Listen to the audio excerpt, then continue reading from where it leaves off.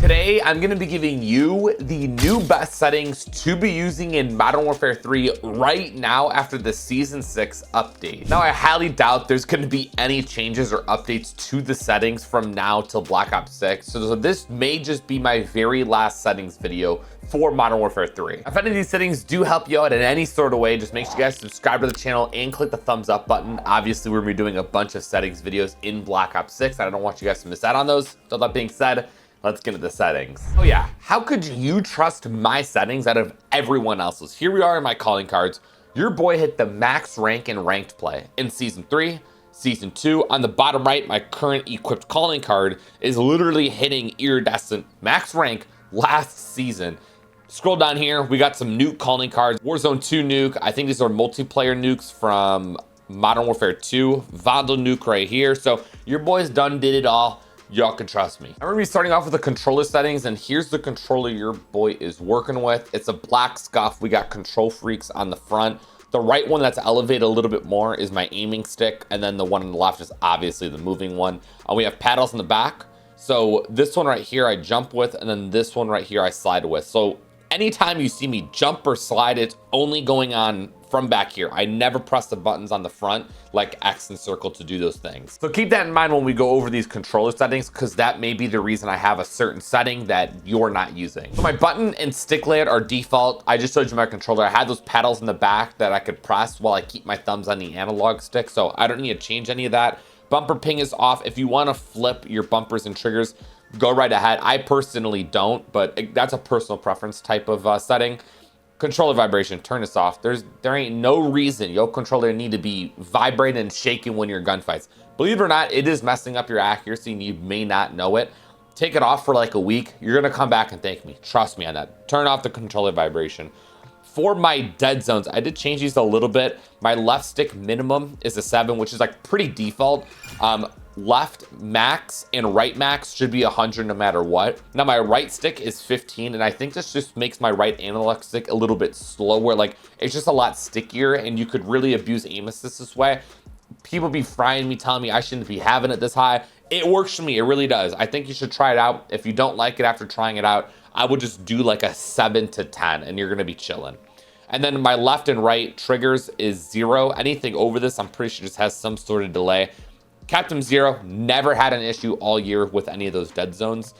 Going to my aiming, my horizontal and vertical stick sensitivity is a 6.6. I haven't changed this in seasons. I used to play on like a 7.6, but this has just been working perfectly. I don't see myself ever changing it. My ADS sensitivity multiplier is a 0.75. Now here we are in game. This being a 0.75 basically just slows down when I'm ADSing. So when there's an enemy and it slows down even more and there's aim assist, it is super, super OP. So if you don't mess with the ADS sensitivity multiplier, you're bugging. I think at default, it's like a 1. A 0.75 is kind of extreme, but if you've never messed with it before, do like a 0.85 and work your way down to what I have here. I promise you, you will not be missing any of your shots. It's unreal.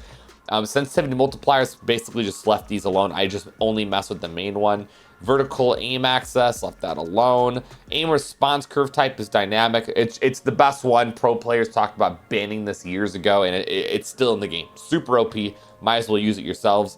Tac stance sensitivity multiplier, so you have a different multiplier when tac stance. Mine's just a 0.90. It's quite a bit higher compared to my other one, because the things like, it's like almost hip firing, so it doesn't need to be super, super low. For focus, this is basically for any scopes. It's just a 0.95. I honestly might knock that down a little bit more, because I do be using scopes from time to time. And again, personal preference, I just don't use scopes all the time, but when I do, I like to be able to drag it because they're a lot more zoomed in. A lot of this is default. Target aim assist, make sure this is on so you could abuse aim assist. Aim assist type, I have default. I used to play on Black Ops, probably like back in Cold War. It was good. They ended up nerfing it. I still think default is just the best option. It's what most pro players use. So if they're using it, we probably should as well. And yeah, that's it for that. Going to gameplay, automatic tactical sprint. Make sure this is on. You don't have to be jammed to your controller. It's a lot faster to run full speed. So again, here we are in game with automatic tactical sprint. All I gotta do is just go up on my analog stick. I don't gotta press it. I don't gotta do none of that. All I gotta do is just go up, and I'm running maximum speed. It's just the best way to play the game, and it's just significantly easier to get around the map. Slide, maintain, sprint. I turned this off. I found myself just auto-mantling all the time, and sometimes I was even dolphin diving. This is just such a weird setting. I just could not use it. I took it off. I've had no issues. And auto move forwards, default. This is default. Grounded mantle. This is like automatic mantle. Turn that off. I hate doing that. Automatic airborne mantle. I have this on partial. I'm not sure if I changed this or not, but I don't know. There's that. Slide dive behavior. I'm on slide only, so I cannot dolphin dive whatsoever. I can't get the hang of hybrid. I know for a fact that hybrid is the better option, where you could both slide and dive. Essentially, the way it works is it works just like automatic tactical sprint did. So you can go up on the D-pad or on your analog stick, and as long as you're not pressing that left analog stick, you could slide cancel. But if you want to dolphin dive, you have to be in that automatic tactical sprint, press on the left analog stick, and then hit dive. And it didn't work. See, what the hell? I can't get used to it. There we go. So I press it right before I'm actually gonna dolphin dive. So boom, pressed, dolphin dive. Don't press the left analog stick, slide cancel. It's just so hard to get used to, in my opinion. I don't know, can never get the hang of it. I know it's the better option, but I'm sticking to slide only for that. Moving on, a lot of this is just default. Parachute automatic behavior. I have this off so I can get as close to the ground as I personally want without it pulling my chute automatically. And I think a lot of default here, a lot of default.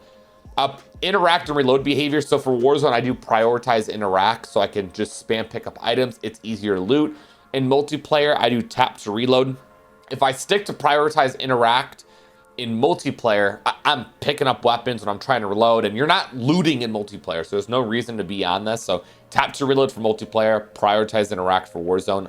Armor plate behavior, apply all, so you don't have to hold down triangle to apply all your plates. You kind of hold it down for a second, and then you can let go. It'll just automatically put all the plates on that you're missing. And C4 is 1 by 1. Akimbo behavior, I have mine on independent, so I could shoot one at a time and how I want to do it. If they're paired, I feel like it greatly decreases the fire rate on them. Like, you can't spam them. It's kind of whack, so I just prefer independent.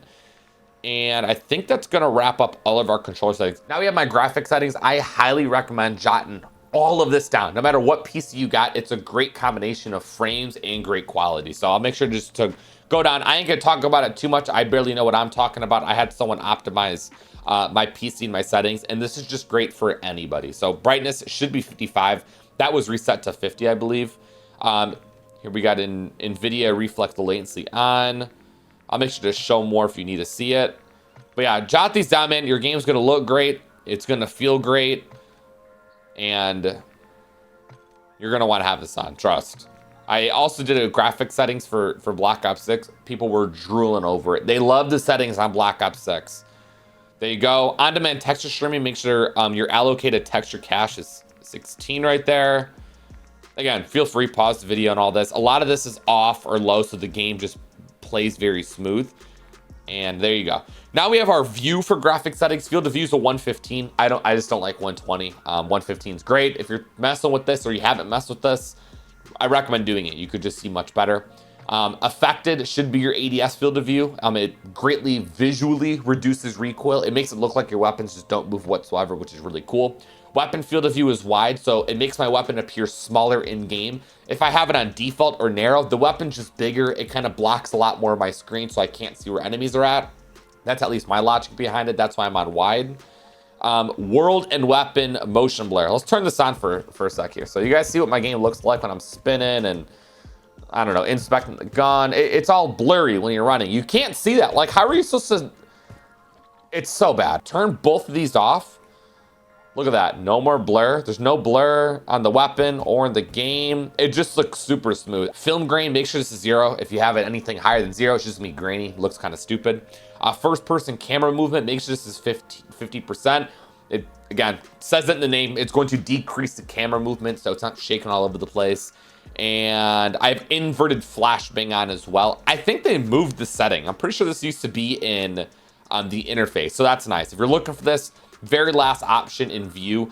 Basically, when I get flashed, it goes black instead of white. I feel like it reduces the effects. It's not so harsh on your eyes as well. Very straightforward. That's gonna wrap up the graphic settings. Now, audio, I don't mess with this a whole lot. So for my audio mix, I do have headphone bass boost. I found this to be the best audio mix for hearing footsteps, especially in Warzone. So if that's what you're looking to do, bass boost is what you want.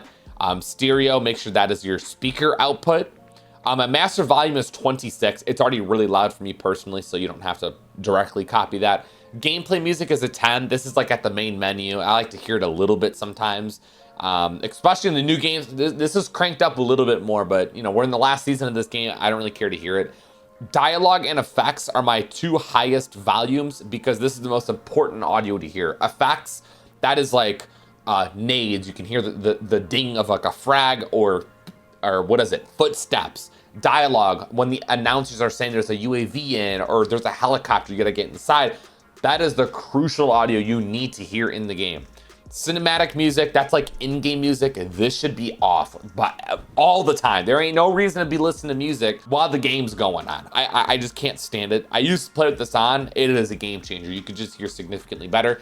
And then word tracks, I have this off too. I don't really care to hear any of that. Voice chat is 12. Game voice channel, all lobby. Don't really mess with any of that. If we do come down though, subtitles I have off. I don't like having random text on my screen, so I have to turn that off. And mono audio. This is probably the most important setting in audio. Make sure this is off. If this is on, it'll merge both your left and right together. So it'll be a lot harder to distinguish if there's footsteps to your right or left. If it's off, it's separated, but that's exactly what we want here. And then reduce the tinnitus sound. Basically, this just reduces the ringing you hear from flashes and concussions. So, you know, I know that could be super, super annoying. So make sure that is off. And my hit markers are on Modern Warfare. And that's gonna wrap up the audio settings. Again, super straightforward. Not a lot changes here. And finally, we have my interface settings. Subtitles all off once again. This is just all left default. Color customization. This is that secret color sauce if you want your game to look beautiful. Go to the color customization, come all the way down here. Color filter settings, make sure you're on filter 2. Color filter target is both. World and interface color intensity is 100. No need for me to do it before and after, you're gonna see it for yourselves. This is the only correct color settings to be using in the game. Instantly increases vibrance on the game. It looks so, so good. I've been using it all year long. I always get asked about why my game looks so great. That's the reason why. My HUD bounds, I have both of these just all brought in. And the reason for that is so my mini map, and actually we have my HUD right here. You guys can see my mini map, my kill streaks, all of that is a lot more brought in. It's not so far in the corner of my screen. And this just allows me to quickly look at those things and then look back at my center dot, which we're gonna be talking about a little bit later. And that's where you wanna be looking, is the center of your screen. That's where enemies are gonna be at. Not on the left, not on the right, just right on in that center dot. And that'll just help you center a little bit better. And you could focus on it more when all your HUD is brought in a lot closer. And that's what I just love so much about it. Minimap is square. Very straightforward and easy explanation for this. You just get better coverage out of the square minimap. And you could see that in the example right there. You could just see significantly more of the map with the square. So make sure you have that changed. Minimap rotation should be on. I have the compass off. I just don't use it. It's just stuff on the screen that doesn't need to be there if I'm not using it. Crosshairs is on, and we have the center dot on and on largest. So again, that is the most important thing. When it's big and right in the center of the screen like this, it's easier to focus on. Again, it's one of the hardest things to learn when it comes to COD, is just centering and coming around corners like this with your center dot where you think the enemy is gonna be. So having it big like that is really, really helpful. I just prefer it. I think it looks a lot better for me personally. And then player names are abbreviated. Love it like that. Telemetry, you could change what you want to see on the top left corner. So we got my frames, server latency, and packet loss, which I think are pretty important. Tooltips off. I don't want to see none of that stuff. Skip introduction. Oh yeah, turn that on. I don't want to see none of that. Yeah, skip that. How have I not had that on all year long? I'm an idiot. The connection meter, I had to turn this off. It's like is it on my screen? Yeah, look at my mini map. That is like, why is it so large like that? See, look at my mini map. It says I have packet burst, which is a damn lie. Turn that on again. Look at that. It's just, that is way too big on the screen. They need to change that. So that's why that's off. And yeah, that is the final, most likely the final settings video for Modern Warfare 3. Very straightforward. I kind of flew through this because not a lot changed. Comment down below what your sensitivity is in Modern Warfare 3, what it's going to be ending out as. And subscribe to this video, man. Hope you guys enjoyed. I hope these helped you out, and I'll see y'all in the next one. You guys all stay safe. Have a great day, and I'm out. Deuces.